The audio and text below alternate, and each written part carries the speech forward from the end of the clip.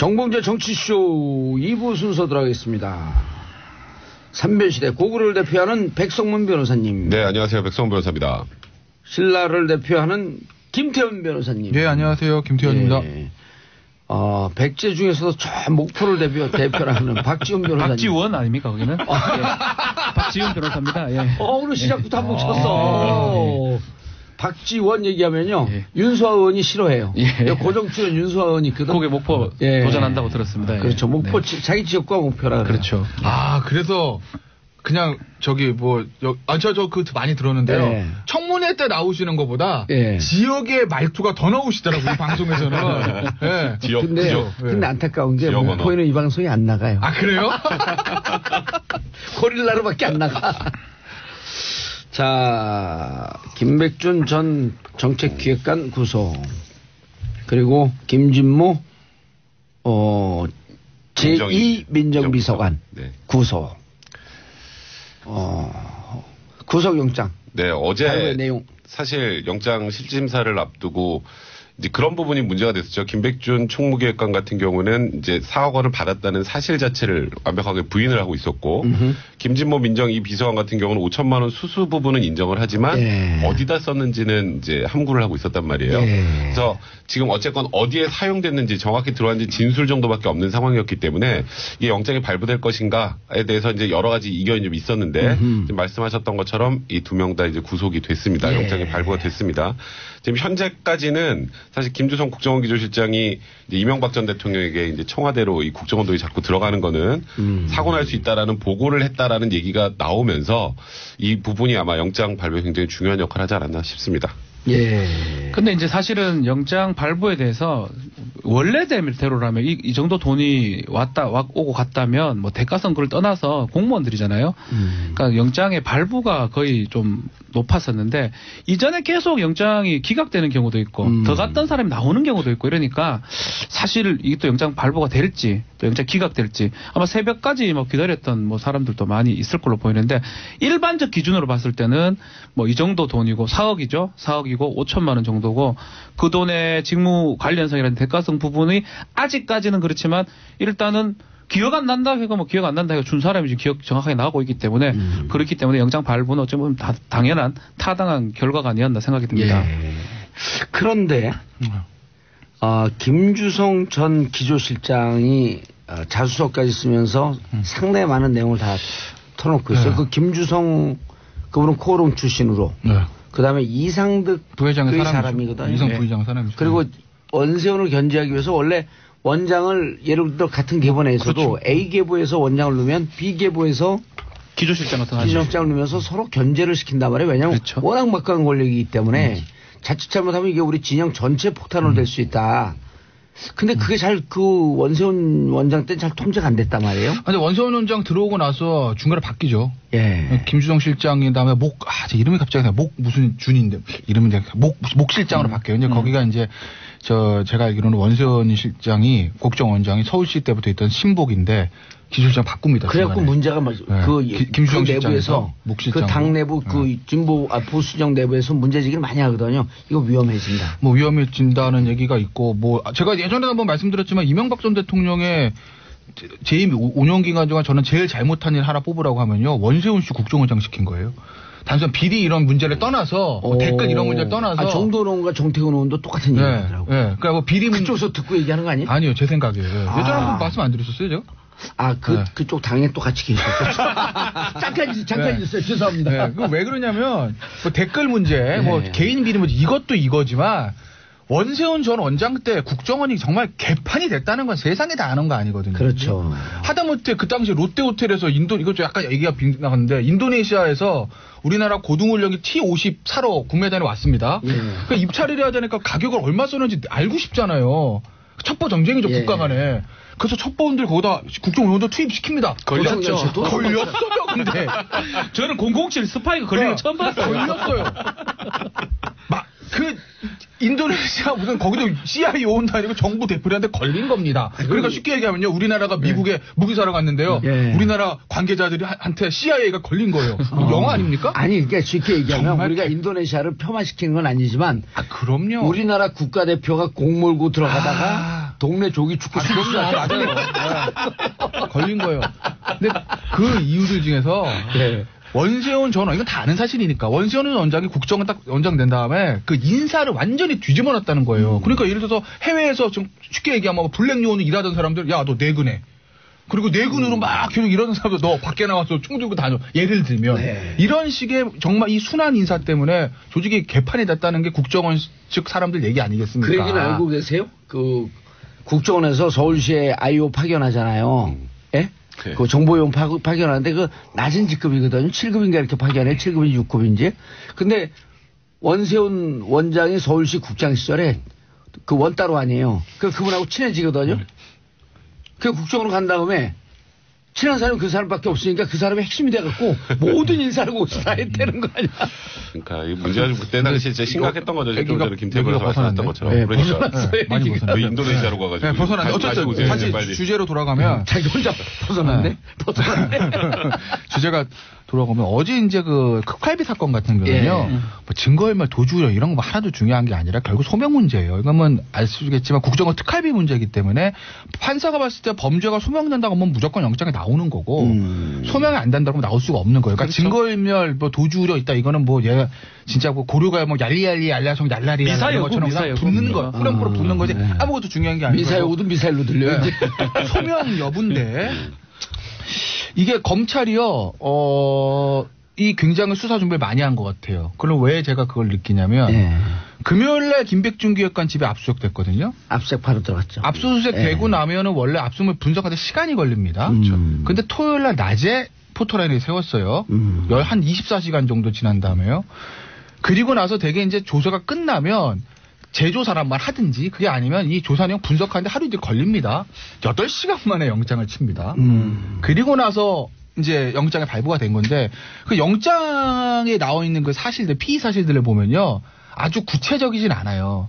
그러니까 그 피의 사실만 보면 검찰이 수사 잘했다고 볼 수는 없어요. 영장 발부되기도 조금 어려울 수 있었어요. 왜냐면은 전략을 딱 세웠죠. 네. 왜냐면 그러니까 김백준 기획관 측에서 어저께 나왔던 적이 날짜 장소 특정 날짜 특정도 안 돼 있어. 2008년 4, 5월 낮과 밤이야. 그것도 없어. 왜냐면 낮 밤은 중요한 거거든요. 사실은 돈을 몰래 줄 때.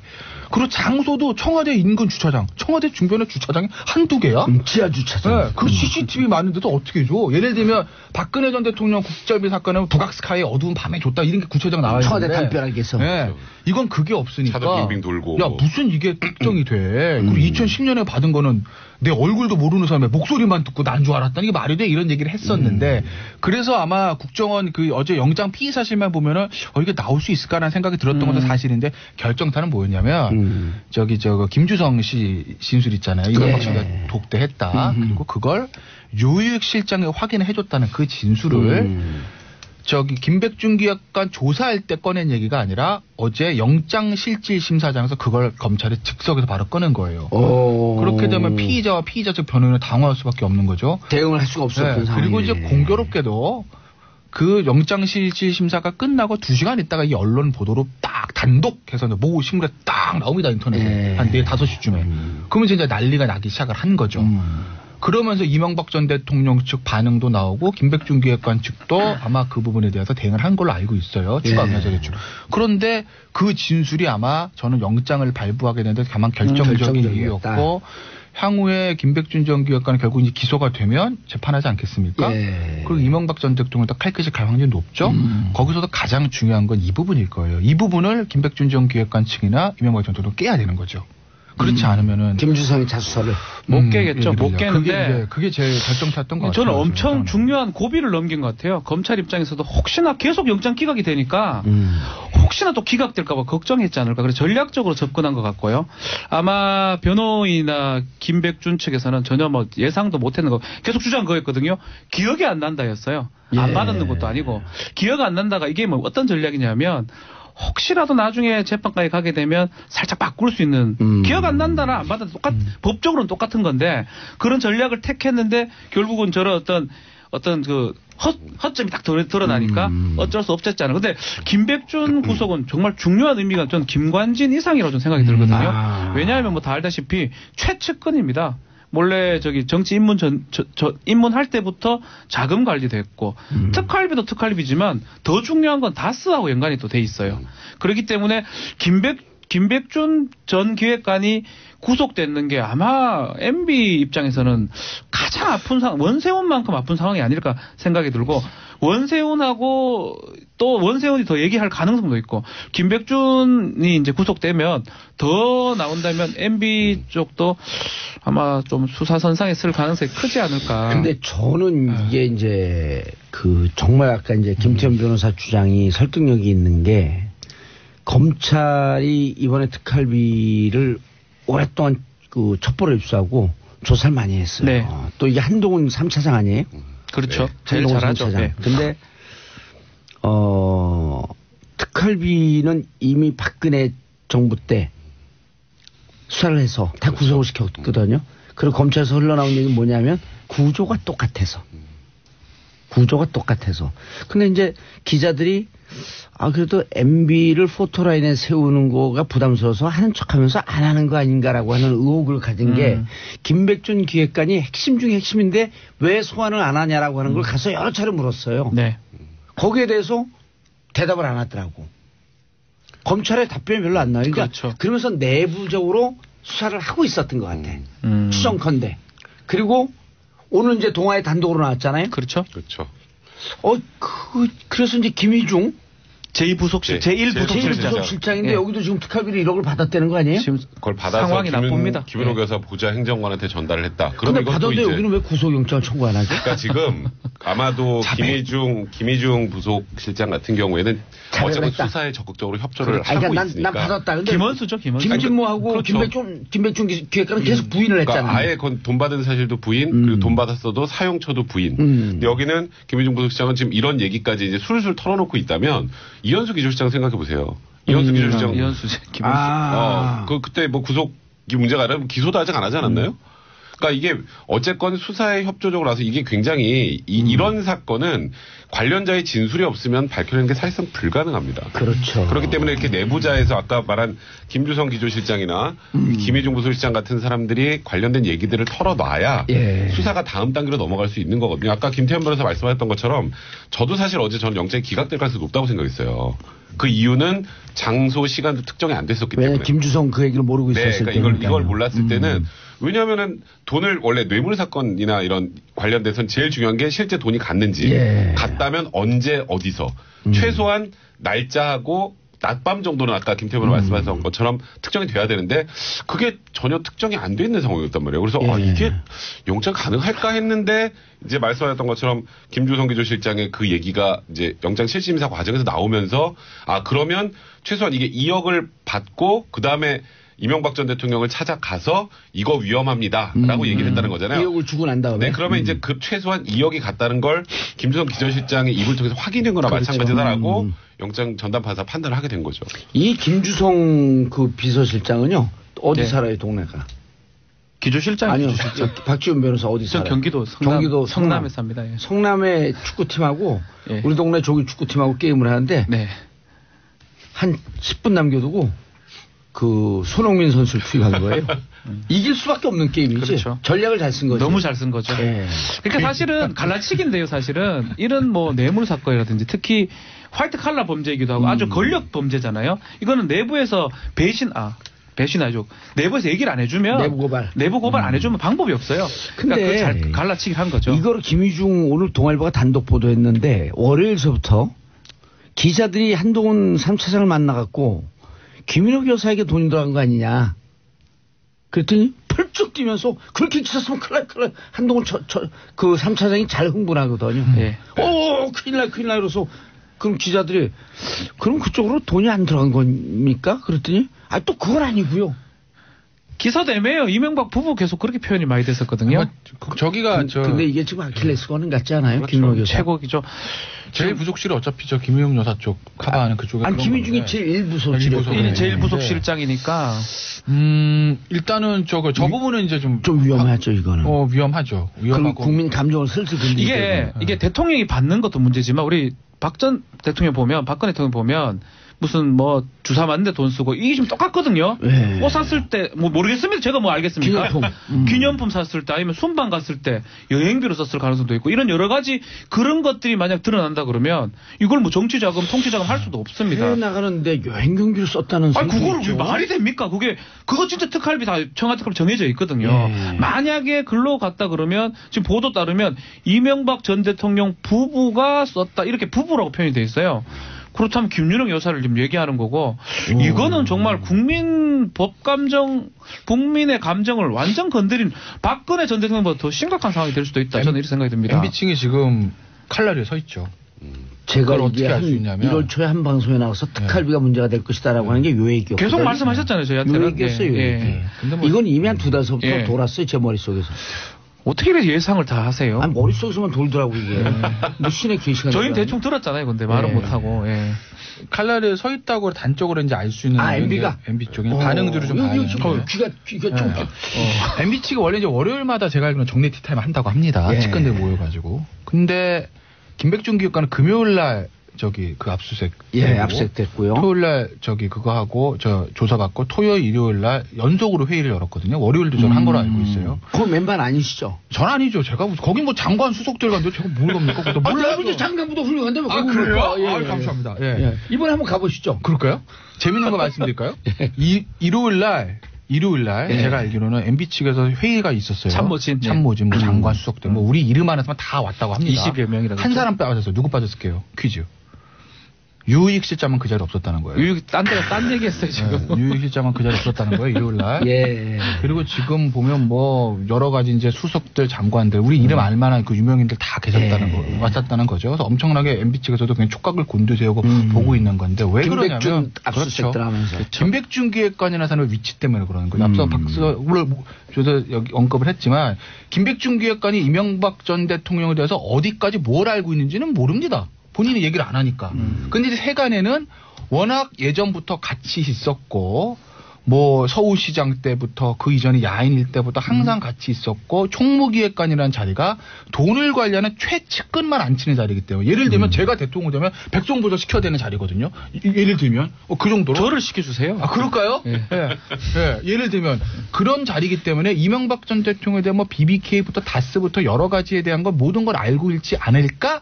라고 여의도와 서초동에서 보고 있는 사람이죠. 광화문에서도 마찬가지고. 그렇기 때문에 김백준 전 기획관이 뚫렸을 때 과연 이명박 전 대통령 그걸 감당할 수 있겠냐라는 관측들이 있어서 그래서 이명박 전 대통령 측에서 굉장히 지금 뭐 이 나를 곤두세우고 보고 있는 거예요. 논평도 계속 나오잖아요. 그 반박자. 예전부터 다스 때는 뭐 안 나왔거든요. 그냥 뭐 사기업 주인을 왜 검찰 수사해? 이 정도인데 계속 지금 반박에 나오잖아요. 어제 김주성 실장에 대한 것도 언론 보도되자마자 1시간인가 2시간마다 보도되가 나왔다는 거예요. 그런데 어제 이제 김효재 전 수석이 아침에 라디오에서 굉장히 재밌는 얘기를 합니다. 원론적인 얘기일 수도 있는데 우리는 특활비 이런 거 우리 한 적도 없어. 구조가 안 돼. 혹시 개인의 일탈이라면 모르겠으나 이건 아니야 라고 얘기합니다. 항상 동문자가 있었을 때 위에서 하는 얘기는 개인의 일탈 얘기를 해요. 뭐 원론적인 얘기일 수도 있는데 그 숨은 괄호를 보면 여차하면 우리는 꼬리를 자를 수도 있어. 몸통 보호한다. 할 수도 있지만 문제는 김백준 전 기획관이라는 사람이 그 위치와 역할이 과연 자른다고 잘라지는 꼴이겠느냐. 그러니까 김주성의 증언. 이 부분이거든요. 그래서 아마 이명박 전 대통령 굉장히 지금 곤혹스러운 처질 거고. 김윤옥 여사가 끼어들어가면서 이게 빠져나가기에는 움직이면 이게 혼자만 있다면 장세동처럼 혼자 그냥 먹고 그냥 죽을 수 있는데 여러 개가 엮여 있어요. 여자들도 지금 엮여 있고요. 그런 상황이기 때문에 여자들이라고 하는 우선 여사라든지 또 다른 여자들도 있겠죠. 엮여져 있는데 그걸 상황에서 김백준이 끝까지 내가 했다 하기도 어려울 뿐더러 여러 가지 증거를 내밀면서 얘기하면 결국 무너질 가능성이 높습니다. 김백준 기획관은 또 문제가 뭐냐 하면 요걸 해서 특활비를 끝나면 되는데 140억 돌려받는 과정에 주도적인 역할을 했다라고 하는 증언이 나오잖아요. 그게. 그러니까 김백준은 나이도 많아요. 상당히 많은데 우리 김백준 기획관이 다 이렇게 털고 그냥 MB께서 시켰습니다 하고 그쪽으로 언론 넘겨주고 나오셨으면 좋겠어요. 그러면 설 전에 다 끝나죠 이게. 일단 검찰에서도 김백준 기획관 같은 경우에 이게 개인의 사적 유용을 위해서 돈을 받은 것 같지는 않다라고 얘기를 하고 있어요. 아니면 40년 동안 한 몸이었으니까. 사적 유혹할 일이 뭐 있노? 김백준 기획관이 뭐 본인의 사리 사욕을 취하기 위해서 이 돈을 받은 것 같진 않다. 그 의미는 결국 위에 지시나 이런 것들이 있었기 때문이다라고 일단 검찰이 보고 있는 거고, 그러다 보니까 지금 사실 오늘도 이제 MB 측에서도 오늘 아마 또 대응 자료를 낼 것 같아요. 전쟁이다 그랬는데 전쟁이다. 네, 전쟁이라고 했는데 무슨 전쟁을 하려는지는 잘 모르겠습니다만. 전쟁 같은 사랑 아닐까요? 근데 이게 문제는 김주성 기조실장이 이명박 전 대통령에게 그렇게 경고 비슷하게 했다라는 거. 이게 사실로 확인이 되면, 이건 뭐 지금 일단 뭐 류익 실장이 또 확인해줬다고 하니까. 그럼 이거는 이명박 전 대통령이 아예 이 안으로 들어오는 거예요. 이제는 어쩔 수가 없어요. 그 전까지는 이게 위에 지시를 했는지 보고를 받았는지 이거에 대해서 논란이 있지만, 김주성 기조실장이 진술 한마디로 뭐 지시가 뭐가 필요 없어요. 이명박 전 대통령이 이제 이 국정원 특활배 한 이제 복판으로 들어온 거, 거기다 또 김윤호 여사에까지 나오는 상황이기 때문에 우리가 광고로 넘어가야 되는데, 김태현 변호사님 이 대목에서 보수의 품격, 보수를 위해서 이건 다 내가 책임지고 갈 테니 주위 사람들 건들지 마라 그러면서 통 튀어나와야 되는 거 아니에요? 본인 입장 표명을 해야 되는 게 맞아요. 그럼요. 그럼 나머지 분들 주위 있는 사람들 그래야 변명을 살려요. 예전에 그런 얘기 있었잖아요. 이회창 한나라당 총재가 대선 자금 시절에 그러니까 본인이 내가 책임지겠다. 그리고 갔어요. 부르지도 않았는데. 내가 후보야. 다 내가 시킨 거고 내가 모르는 것도 결국 내가 책임지는 거야. 라는 그런 자세들. 그래야 끝나. 그게 결국은 어떻게 보면 보수에서 아직도 이회창 총재를 조금 뭐 그리워한다 표현이 있을까요? 일부 그런 사람들 아직도 남아있는 건 이회창 전 총재 그런 모습 때문이거든요. 알겠습니다. 좀 이따 이회창 총재를 한번 연결을 시켜봐야겠는데. 자, 광고 듣고 삼별시대 계속 돌아오겠습니다. 정봉재 정치쇼 3부 삼별시대 계속 이어갑니다. 백성문 변호사, 박준 변호사, 김태현 변호사 함께하고 계시고요. 얘기가 너무 진지하고 깊게 쫙 들어가고 몰입이 돼서 빼놓은 게 있어요. 샵 1035 짧은 문자 50원, 긴 문자 100원. 샵 1035 문자 보내주시기 바라겠습니다. 아까 하던 얘기를 아주 좀 드리면요. 일단 권상부님 가게에서 신랑하고 듣고 있어요. 이만한 방송이 없습니다. 세 분 변호사님 설명 최고. 그리고 다스와 MB에 대해서는 전국 최강이죠. 아니요, 세계 최강. 그렇네요. 우주 최강. 봉도사님. 우리나라 우주 최강. 주진우 기자도 이렇게 쭉 정리하다가 안 풀리면 전화 와요. 이걸 어떻게 풀어야 되냐. 그럼 또 우리 이게 또 무한한 상상력이 있잖아요.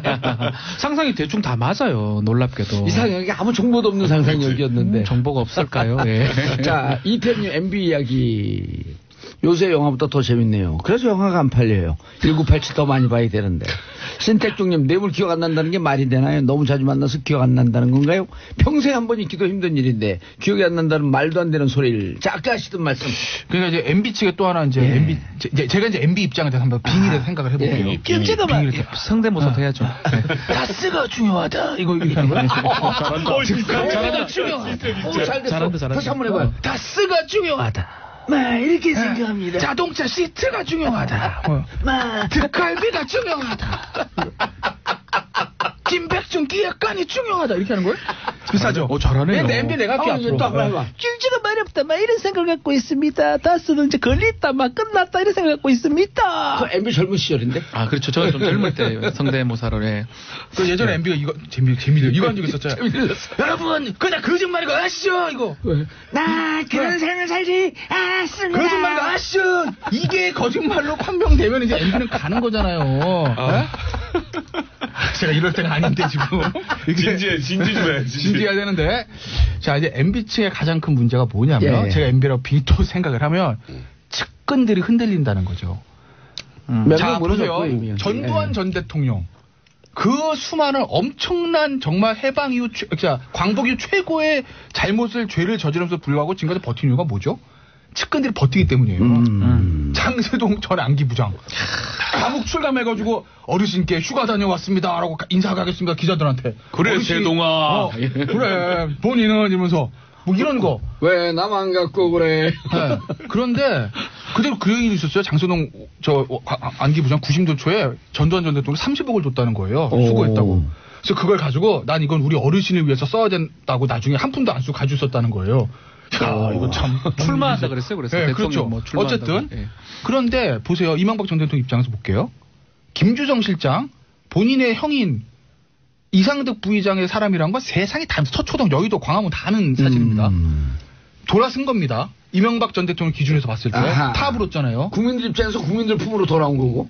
그래서 아까 이명박 전 대통령 입장에서 얘기한 거예요. 결정타죠. 돌아섰죠. 유흥익 실장 확실히 모르겠어요. 모임에 안 나왔어? 근데 그 모임에 안 나오고 검찰 가서 내가 저기 뭐 그 독재 주선했는데 그렇게 얘기를 했다는 거예요. 그렇죠. 새 몸이 아직 잘 모르겠어요. 원세훈 원장 볼까요?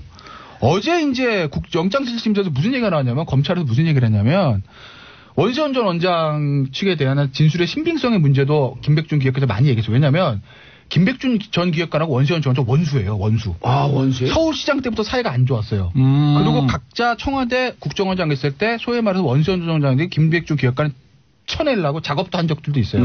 그래서 김백준 기획관이 얘기를 나랑 둘이 사이 안 좋고 다 알아. 근데 내가 원수원한테 전화해가지고 돈 좀 보내. 그 원수원이 내 말 듣고 돈 준다고? 그게 말이 돼? 그건 말도 안 얘기를 한 거예요. 근데 이제 원수원 전 원장이 줬다고 진술했다고 검찰이 얘기를 하는데 검찰은 무슨 얘기를 했냐면 그 원세훈 전 원장 20억 뭐 미국으로 간 돈 있잖아요. 그걸 가지고 검찰이 원세훈 전 원장을 네가 썼지? 네 돈이지? 사적으로 썼지? 이렇게 했더니 원세훈 원장이 생각하다가 그게 아니고 뭐 청와대에서 시계 돈 없다고 그래가지고 제가 그냥 공금으로 줬는데요? 이렇게 얘기를 한 거라고요.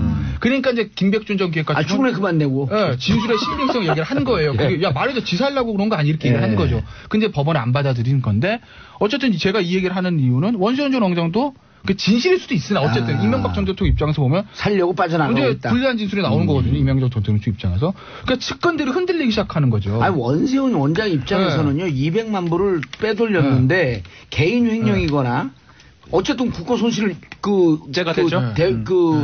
활동비 아니에요. 그게 수사비라 그랬지 공작비. 그렇죠. 국고 손실이죠. 그렇죠. 재산 국외 도피죠. 이러면 그게 세명천지 밝은 햇빛 보면서 못 나와요. 이제 진실일 수도 있고 본인이 살려고 한 걸 수도 있고 그건 알 수가 없으나 이명박 전 대통령 입장에서 어쨌든 흔들리다고 보는 거고 김희중 실장 넘어가자 영장도 안 쳤어요 지금. 그렇지. 그런데 이 상황에서 이 김백준 전 기획관이 뭘 알고 있는지는 저도 모르겠으나 이명박 전 대통령한테 불리한 거 만약에 얘기한다. 80인데.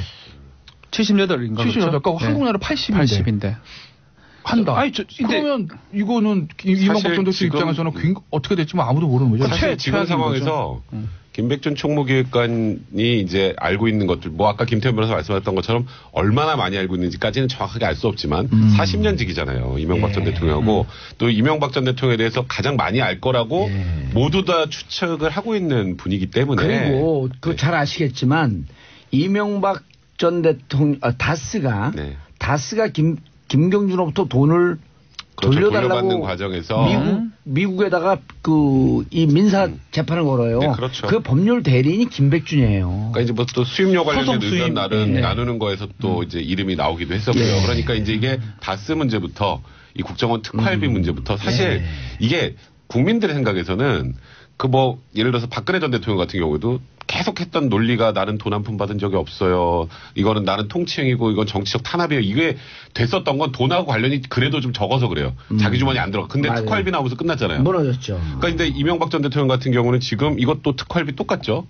거기다가 다스 문제까지 이제 연결이 돼버리면 이거는 이제 보수층에서도 소위 쉴드를 칠 수가 없어요. 이제 이명박 전 대통령을.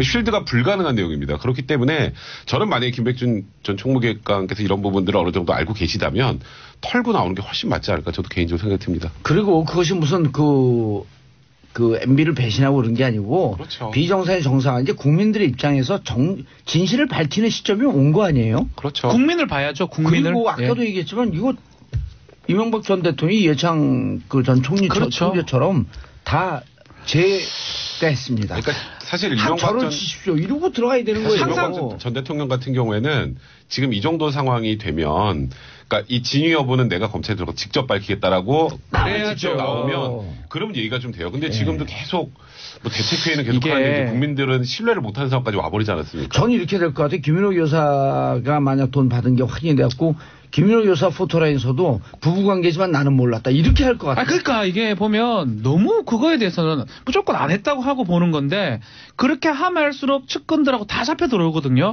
결국 다 잡혀 들어오다가 가장 측근인 부인까지 잡혀 들어올 상황이 생긴단 말이에요. 그걸 막아야 될 거 아니에요. 각기 조사받은 범죄자의 딜레마. 결국 진실은 다 나오는 거 아니에요. 그러니까요. 그러니까 이게 늦었다고 생각할 때가 빠를 때요. 지금이라도 입장 표명하고 내가 조사 받겠다라고 하는 게 오히려 국민 혼란도 줄일 수 있고. 내용도 좀 비슷한데 한번 여기서 호소 좀 하시죠.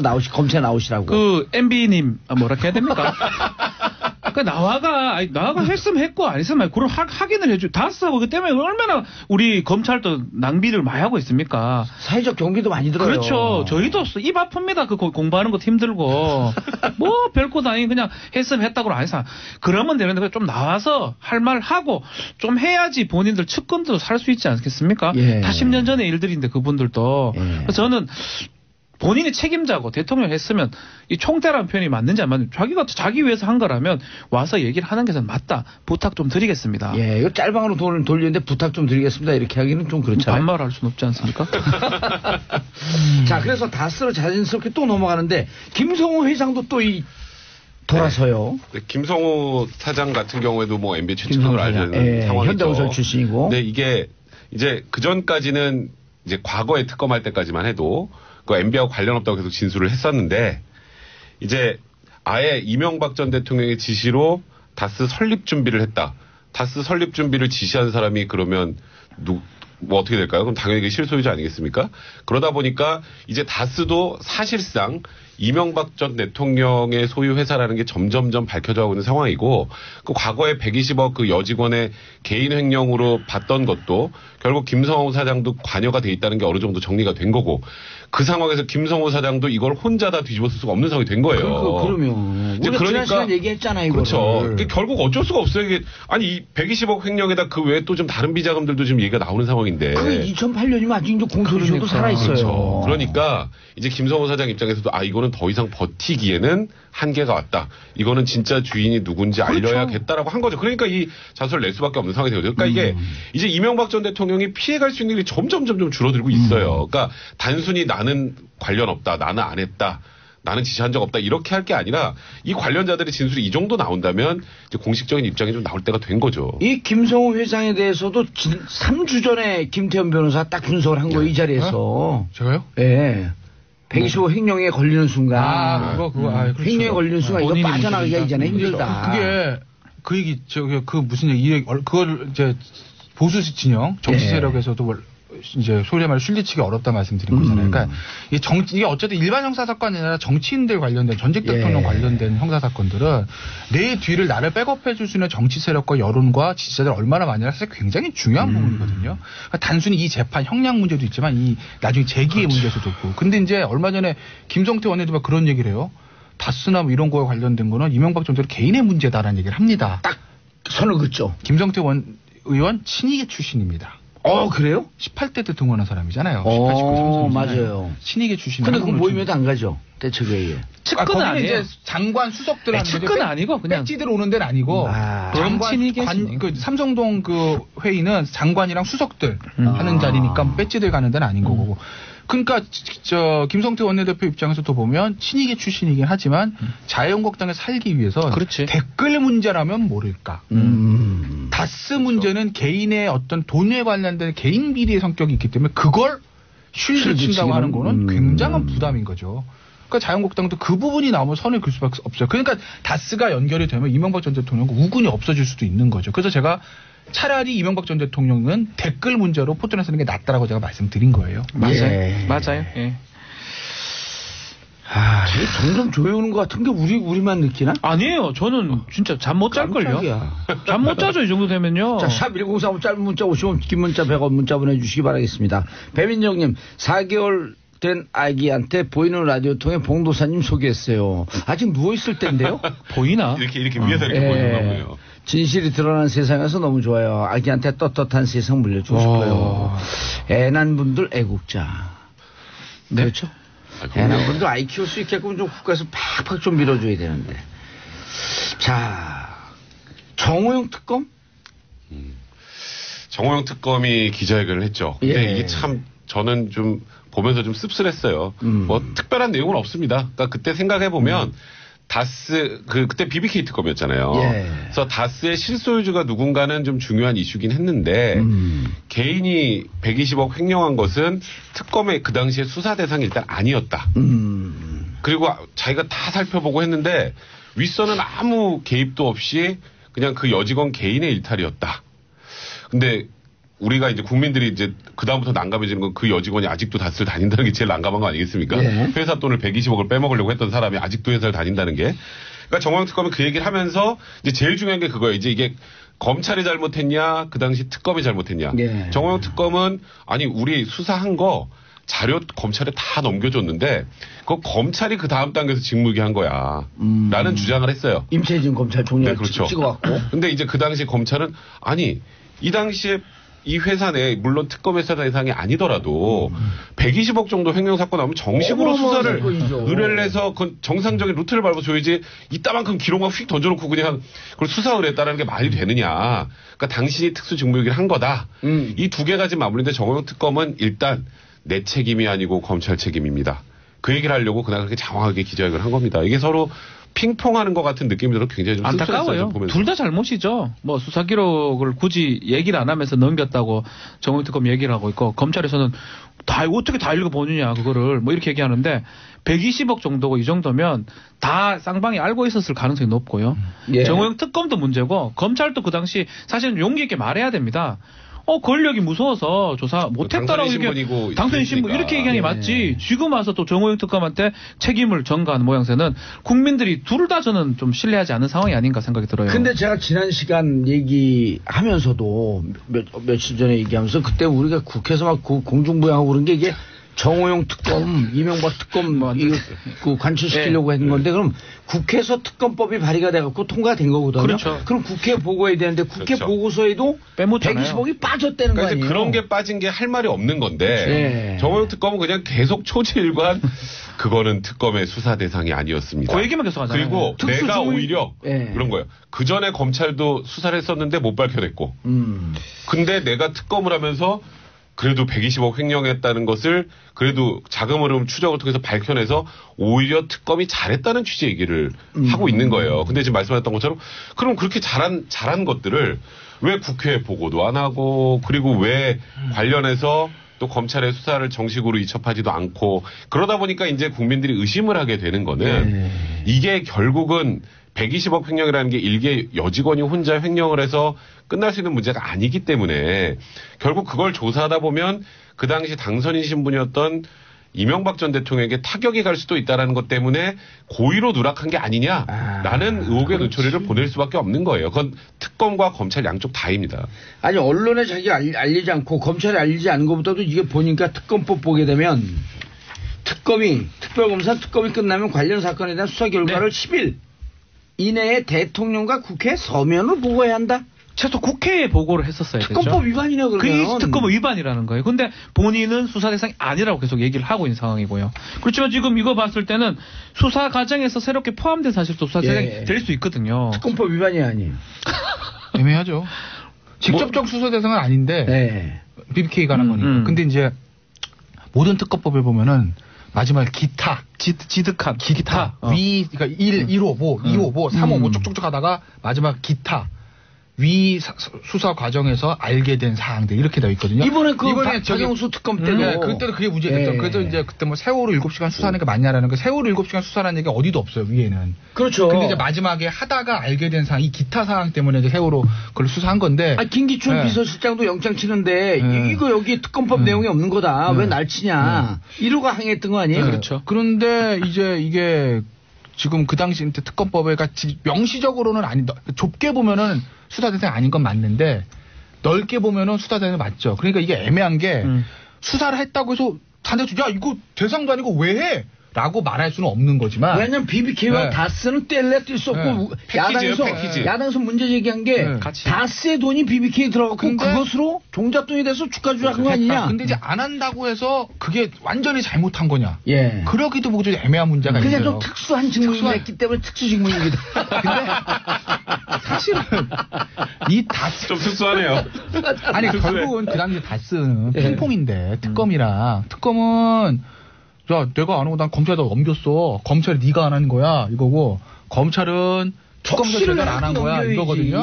그러니까 보세요. 특검이든 검찰이든 당시에 당선인 신분이고 대통령이기 때문에 못합니다. 이건. 그렇잖아요. 현실적으로. 그러니까 제가 말씀드린 얘기는 용기가 없었다고 얘기해요. 그냥. 그 당시에 정호영 특검을 왜 못했네. 그 당시에 검찰을 왜 못했네. 아무 의미 없는 얘기다. 아니 만약에 까르크에서 정우영 특검을 그 당시에 특수직무유기로 이거 처벌하면 지금 뭐 합니까? 그러니까 이건 곁가지고 중요한 거 다스가 중요하다. 이게 진짜 중요한 거라는 거죠. 50% 100%죠. 그러니까 이명박 전 대통령이 다스 소유주냐 횡령에 관여된 이게 중요한 거지. 그게 본류가 그게 중요한 거지. 정호영 전 특검이 그때 왜 덮은 이건 사실 격가진 거죠. 그래서 저는 사실 그 부분은 개인적으로는 사실 그걸 조사하기 위해서 지금 사실 공소시효 문제가 있으니까 지금 요것만 아직 안 끝났잖아요. 2월 21일까지. 그러니까 여기서 뭔가가 나와야 그래서 다스 실소유자가 나오면 관련된 비자금 2008년 이후에 추가 나온 비자금들이 있으면 그거랑 묶어서 이제 이명박 전 대통령한테 가는 거죠. 수사 과정이. 그러니까 어찌 보면 약간의 편법이에요. 이번 수사 과정. 근데 나쁘다는 의미가 아니라 이렇게 조사를 하지 않으면 다스 실소유주, 그러니까 쉽게 말해서 개인 회사 누구 겁니까를 검찰이 조사할 이유는 없는 거거든요. 그렇죠. 그러니까 이게 뭔가 이렇게 문제가 나와야 이 문제를 기초로 조사를 하고 여기서 격까지로 더 나가서 이 다스 실소유주가 MB라면 그 외에 비자금, 그럼 결국 MB가 지시했겠네. 그리고 김성호 사장의 아까 자소 같은 것도 다 참고가 되겠죠. 그러니까 이게 칼끝이 사실 정호영 특검이 이게 특수직무유기를 했네 안 했네는 이거는 법리적으로 진짜 아까 말씀하신 특수하게 애매해요. 이거는. 특수하게 애매하네. 특수하게 애매해요. 특수하게. 그래서 정호영 특검을 처벌하자 이거는 사실 크게 여기 지금 이슈는 아닌데 과연 근데 이제 그 당시에 이 120억의 실체를 알고서 덮은 이유를 정확하게 확인을 해야 그 다음 단계로 넘어갈 수 있기 때문인 거죠. 근데 백 변호사님, 일단 140억이 김경준에서 다스로 넘어오는 과정서부터 이게 2011년 2월 1일인데 이때부터 문제가 됐고 지금까지 7년을 끌고 온 건데 청와대가 개인 기업의 소유자가 누군지 그게 무슨 관심이 있어요? 라고 홍준표 대표도 얘기하잖아요. 김성태는 관계없다. 근데 왜 개인 기업에 140억 넘어갔는데 청와대가 관계하고. 근데 청와대가 관계했다라는 게 이제 거의 뭐 사실상 확인이 돼버린 상황이죠. 뭐 좀 아까 말씀드렸던 것처럼. 근데 왜 관계했죠? 그러니까 이제 결국은 다스의 실소유자는 김백준 기획관이 아닐까? 그래서 어쨌건 관여를 했다라는 게 청와대가 사실 말씀하셨던 것처럼 개인 기업이 돈 돌려받는 거에 소송을 관여를 한다라는 것 자체가 사실 납득이 안 되죠. 그러니까 이건 상식적인 추론을 하면 결국은 청와대의 누군가가 다스의 소유자이기 때문에 그러니까 청와대가 이용이 됐다라고밖에 볼 수 없지 않겠어요? 누군가가 할 거 뭐 있습니까? 좋은 아이디어가 번호를 떠올랐어요. 이게 제가 선언해야겠어요. 사실은 다스는 내 거였다. 다 가져와라. 이 차명. 이상은 김재정 차명으로 내 관리하고 있었다. 다스 내 거다. 내놔라. 그럼 8조가 나한테 들어오는 거야. 야, 그러면 진짜 소유자가 나타나겠네요. 왜요? 나라니까. 예, 그러니까. 야, 그것도 좋은 방법 같긴 합니다. 사실은 그래서 내가 이걸 마차마 얘기하지 못하고 1년 동안 감옥을 살고 왔다. 다스는 내 것이었었다. 플랜 다스의 길은 나를 위한 것이다. 그리고 나는 사실은 이명박 대통령과 특수학능인데 그 죄를 덮기 위해서 내가 살고 왔다. 아, 진짜요? 나한테 줘라. 아, 그렇게 하면 얘기해도. 야, 그 8조 중에 여러분 각자 1조씩 나눠드릴까? 감사합니다. 저기도 PD도 다 나눠줄게, 그냥. 7명에게. 번호표 뽑고. 아니, 그래도 되잖아요. 주인이 없으니까 지금. 그러네요. 내가 실소유자라고 하면 되네. 그러네. 제일 많이 알고 계실 거 아니에요, 거기에 대해서. 제일 많이 알죠. 플랜 다스에게 개주 아니, 그리고 제가 제일 잘하는 게 자동차 타고 다니면 제가 시트에 앉아요. 바닥에 앉지 않고 시트에 앉고 시트에 대해서는 잘 알아 그랬어. 야, 아마 뭐 지금 진짜 아니, 사실은 우리 4명 공동 소유 아니었을까? 아, 괜찮네요. 되나요, 그거? 이야. 아이고 참. 샵1035 짧으면 50원 긴 문자 할 말이 없네. 0165님 봉도사님 만두 빚으면서 방송 듣고 있어요. 최고의 방송입니다. 0165님 다스는 내 것이었다 선언하세요. 6658님 오늘 아침에 청취율 조사를 전화 받았어요. 두말 없이 봉도사 정치쇼라고 했는데 역시 정치쇼 최고예요. 자, 지금 청취율 조사 기간이에요. 따르르르. 여보세요. 네, 예. 이명박 대통령. 여보세요? 예, 이명박입니다. 안녕하세요. 어제 라디오 들으심? 네, 들었습니다. 어떤 프로그램이요? 정봉주, 나를 좀 괴롭히는 정봉주, 봉도사, 정치쇼, 듣고 있습니다. 진행자는 누구예요? 봉도사, 감옥 보낸 봉도사, 정봉주입니다. 방송국은? SBS, 딩동댕. 제가 진실 알려드릴게요. 다스는 제 거예요.